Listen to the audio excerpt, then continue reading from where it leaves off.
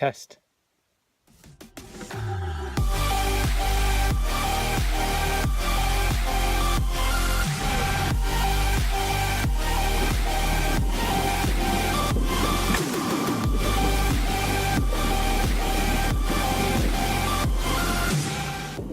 Good morning, everyone.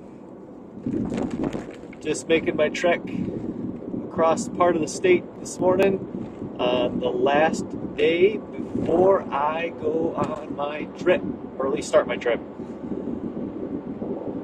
So what we're going to do today is try out the travel mode in the Elektronomia camera. I'll do that here in a little bit. Chit chat with you here for a couple minutes first. But got a full day of work to do today, and then partial work day tomorrow, and then I will get on the road. I'm just gonna head east from my home in Michigan. But for now, do a little driving and see if we can make it through this morning sunshine. Looks like the weather is going to be absolutely gorgeous for the next couple of days for finishing up work and starting to travel. Looks like maybe as I get closer to Canada, the weather is going to get a little bit rainy, but it's still supposed to stay in the low 70s. So I'm not too concerned about that. I'm still going to have fun just looking at whatever's out the windshield. I'm going to call the rental car company either later today or first thing in the morning to see what options I'm going to have for a vehicle. I'm sure it'll be fine whatever it is. I'm not going to complain. Just kind of like to get into a Nissan again. But we'll see. We'll see how it goes. So I think I'm just going to leave it here for that. I'm going to change it over to driving mode at my next stop. And that'll probably be the next thing you see. Hey everybody. Still not completely sure what the driving mode does on my forward-facing camera. I tried to look in the owner's manual and it really didn't describe anything. I might have to look it up online. So for now we'll just stick with the standard recording. But I wanted to show you the layout of how I officially decided to do all of the electrical in the car. I'll show you my own personal car and then it'll just translate over the other one. So this is still the night before I leave. Had a decently long day at work trying to get ahead, and then tomorrow should be out nice and early. So we'll get a good night's sleep and get ready to go. But here, I'll turn the camera on and I'll show you what I got going on. But first, I want to tell you about what happened to me with the trial today and trying to figure out what would charge and what wouldn't.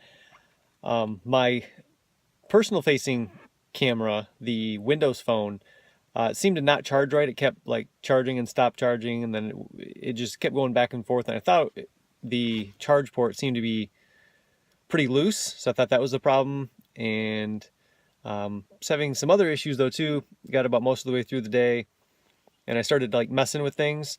And through process of elimination and trial and error, it was actually the DC splitter was the problem.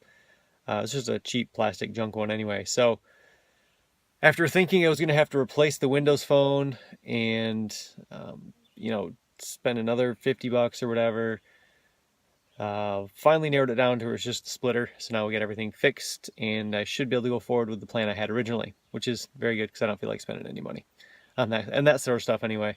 Because we got plenty of cell phones, older cell phones in my house. It'd be nice to actually put some of them to use. So here we go. Now I'll show you what I was going to show you as far as the electrical. So this is the three-way I bought. Actually at my local hardware store, which is kind of surprising. Went to a couple dollar stores.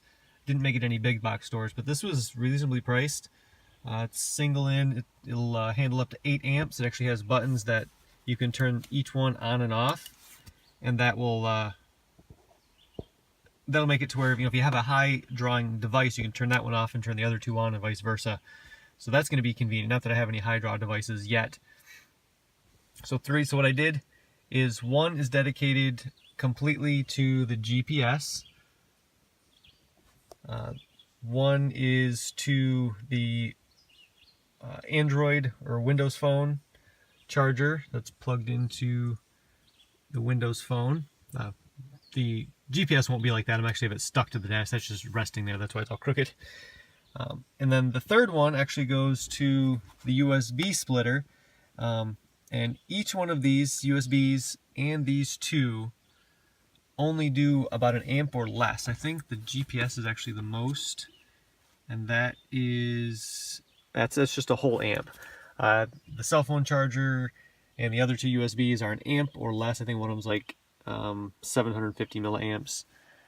So total, I only have 4 of the 8 amps even used up. So one of them goes to the Verizon phone, or I could plug that into my Go phone, which will probably be the primary use as I get into Canada. So basically I have an auxiliary cell phone port that is not an Apple product. And then the other USB goes up to the forward-facing camera. Now it says that you should not, or it suggests not charging it during recording because of the amount of, or it lacks charging efficiency. But if I can get it to go 4 hours running down the road rather than the 2 hours of recording that it says, that'll be perfect for me. And then on the inside, most cars have like multiple plugs. I'll be able to do an iCharger or an Apple charger, what they call lightning charger for my Apple products. So that'll have everything covered. Yeah, I was like super frustrated about that phone earlier though. I was getting pretty frustrated. And then never did get my minutes card for my Go phone in the mail. So I just went to Dollar General and they had a $45 card there. So I'll just activate that and then refuse delivery on the other card. So I should get a refund probably in a few weeks. At least I'll get my money back on it. So that was kind of the excitement today. So next up, what you'll see is me heading towards the airport to pick up my rental car. Here we go.